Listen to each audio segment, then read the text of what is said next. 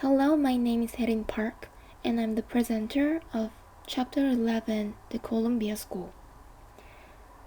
Now I will introduce briefly about the theory in the Chapter 11.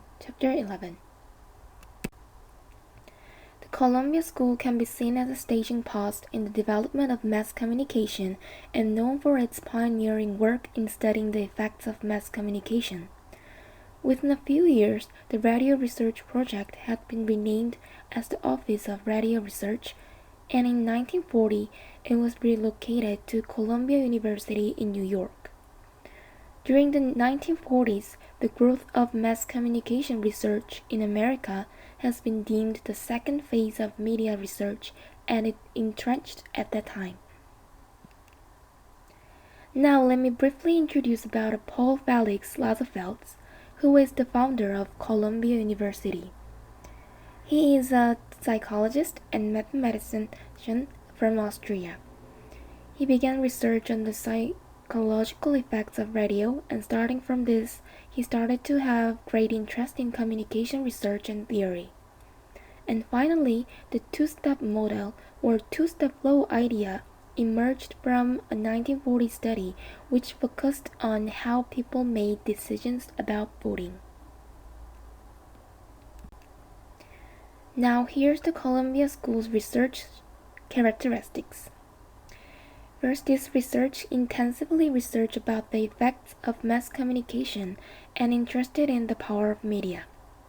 And this research extends to the investigation about the role of media in the decision-making process, and also received recognition about its methodological policy.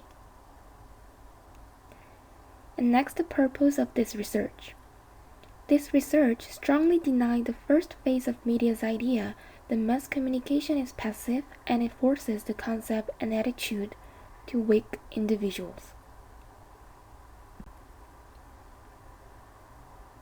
Now let's get into the book reading and the summary of the theory. Mass communication, popular taste, and organized social action. Only the problems that attract people's attention seem to change, and most of these problems correspond to demand of social and economic change. First, social concern with the mass media. Firstly, people feel fear because of the potential power and ubiquity of mass media. And second, effect of mass media toward many and unspecified people forms the unthinking conformism. Third, it can lower the quality of aesthetic taste in popular cultural standards. Second, the social role of the machinery of mass media. The social role of the mass media is overestimated. It is true that mass media attracts massive audiences. However, this figure can't be the indicator of the impact of mass media. It's saying nothing about the impact on people. Third, social functions of the mass media. The first function of the mass media is assigning status conferral. Media coverage can create prominence for issues and people.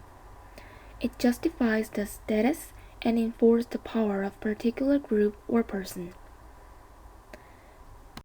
Second, the enforcement of social norms.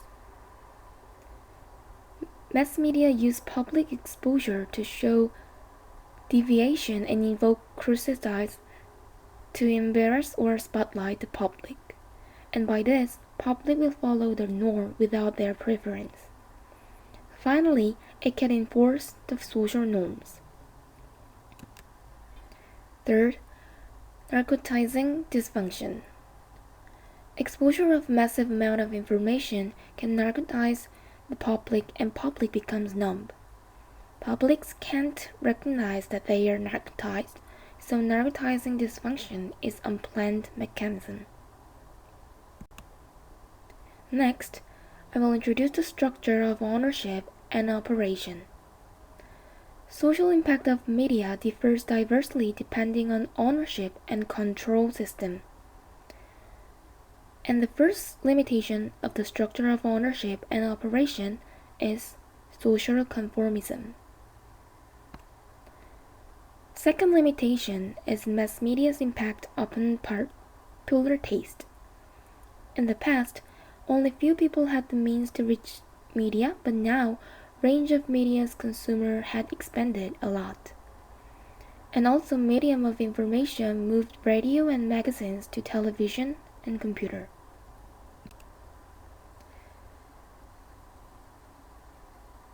Finally, there are three conditions that can make mass media to be effective for propaganda.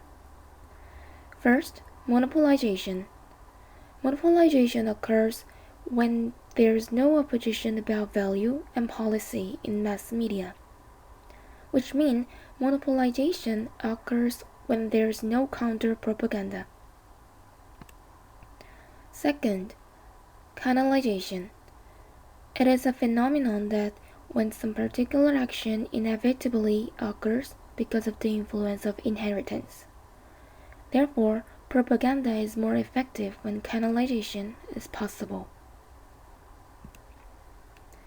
Third, supplementation through face-to-face contact can be very effective. Mutual confirmation can provide prompt effect. This is the part that I modeled, theory, and the Columbia School's research. I made a mind map for a summary. And here comes the conclusion. The Columbia School's researchers, Lazafeld and Merton, they proposed the social function of mass media. Instead, as confer the enforcement of social norms, narcotizing this function. And also they introduced the theoretical titles of propaganda such as monopolization, canalization, and supplementation. Research by the Columbia School has significance in terms of giving an outline of roles and social impact of mass media. Overall, mass communication can also be read in many different ways.